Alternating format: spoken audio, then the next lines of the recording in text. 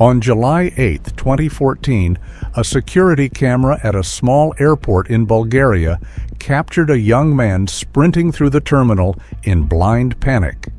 He vaulted a 2-meter fence. He ran into a field of sunflowers. And then, in front of everyone watching, he simply vanished. No body, no trace, no explanation. 11 years later, his mother is still waiting for her phone to ring. This is the disappearance of Lars Mittank. In June of 2014, 28-year-old Lars Mittank left Germany for the first time in his life. He and 5 close friends traveled to Golden Sands, a lively resort town on Bulgaria's Black Sea coast, for a week of sun, football, and nightlife. By every account, the trip started perfectly normal. His friend Paul later said the week went by fast. They relaxed on the beach, swam, played football, went out at night. Lars was relaxed. He was in a good mood. Then, on one of their final nights, everything changed. Lars, a devoted fan of the football club Werder Bremen, got into an altercation with a group of rival Bayern Munich supporters. The details of exactly what happened remain unclear. But Lars came away from it with a burst eardrum. A local doctor examined him and gave him a stark warning. Do not fly. The change in cabin pressure could cause serious damage to his ear. He prescribed an antibiotic called cefuroxime and told Lars to wait until he'd healed before traveling home. His friends offered to stay behind with him. Lars told them not to bother. He'd be fine on his own, he said, and he'd catch a later flight once the doctor cleared him. His friends flew home as scheduled. Lars checked into a hotel near the airport to wait out his recovery, alone in a country where he barely spoke the language. That's when the behavior began. Hotel security cameras captured him pacing the lobby at odd hours, staring out of windows for long stretches. At one point, he was recorded hiding inside the elevator, as if trying to avoid being seen. Late one night, he left the hotel around 1 a.m. and didn't return for hours. He began calling his mother, Sandra, back in Germany. The calls became increasingly disturbing. He whispered as though afraid someone might overhear him. He told her the hotel felt strange, that he didn't feel safe, that people were trying to rob him or kill him. Sandra later said she could hear his heart pounding through the phone. He asked her odd, specific questions about the ingredients in the antibiotic he'd been prescribed. He asked her to block his credit cards.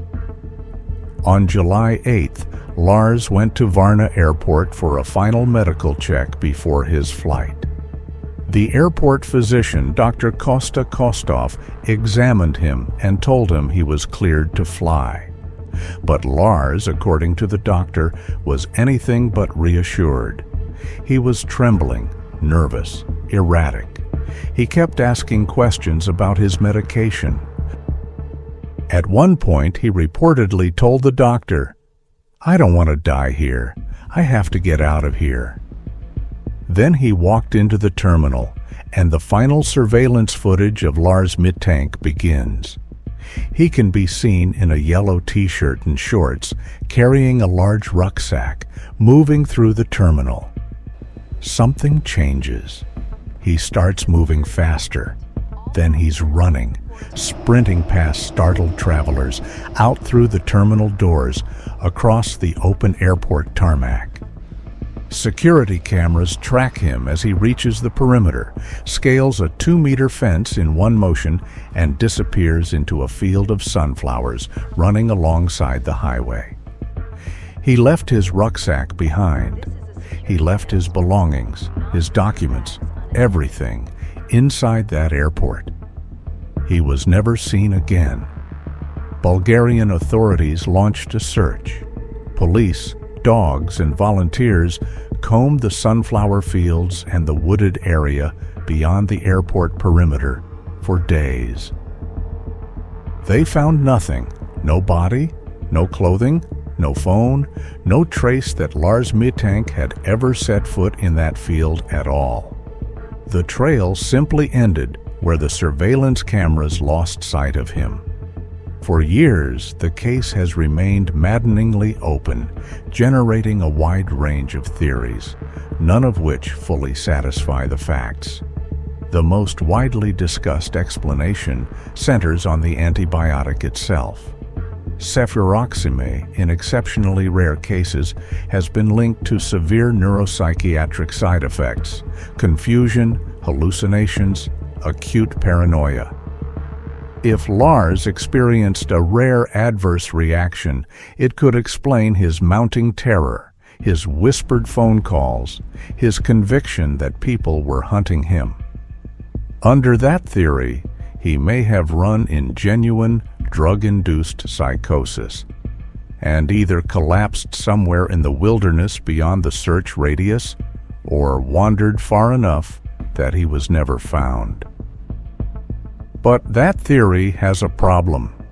Witnesses at the airport, including the physician who examined him, never described Lars as confused or delusional in a way that suggested a medical crisis. They described him as afraid, frightened of something specific enough to name. People trying to rob him, people trying to kill him. Which leads to the second theory, that whatever happened during that altercation with the football fans was more serious than a simple fistfight, and that Lars had genuine reason to believe he was being targeted. Under this theory, his paranoid behavior wasn't a symptom of anything chemical at all. It was a rational response to a real and specific threat, one that ultimately caught up with him in that field. No evidence has ever surfaced to confirm either the identity or the existence of pursuers. No suspects were ever named. No ransom demand was ever made. If someone was after Lars Mittank, they left no trace of themselves at all, only a young man's overwhelming fear captured on camera in his final minutes. A third, quieter theory suggests Lars simply chose to disappear, that whatever fear or crisis he was experiencing pushed him to abandon his old life entirely, and that he is or was out there somewhere, alive, hiding from something the rest of the world will never fully understand. His mother has never accepted that her son simply walked away. In the years since, Sandra Mittank has continued speaking publicly, hoping the footage, now viewed by millions online, might jog a memory, produce a witness, generate a single new lead. None has come. Bulgarian and German authorities both continue to list Lars Mittank as a missing person. There has never been enough evidence to declare it a crime. There has never been enough evidence to close the file as an accident or a voluntary disappearance or anything else. The case exists in a strange, permanent limbo, not solved, not officially tragic, simply unresolved.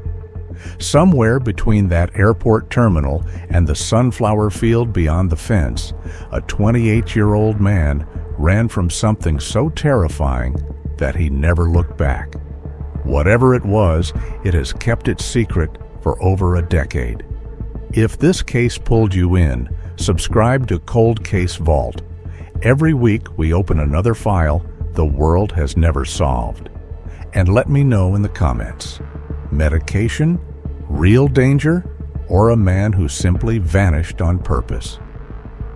What do you think happened to Lars Mittank?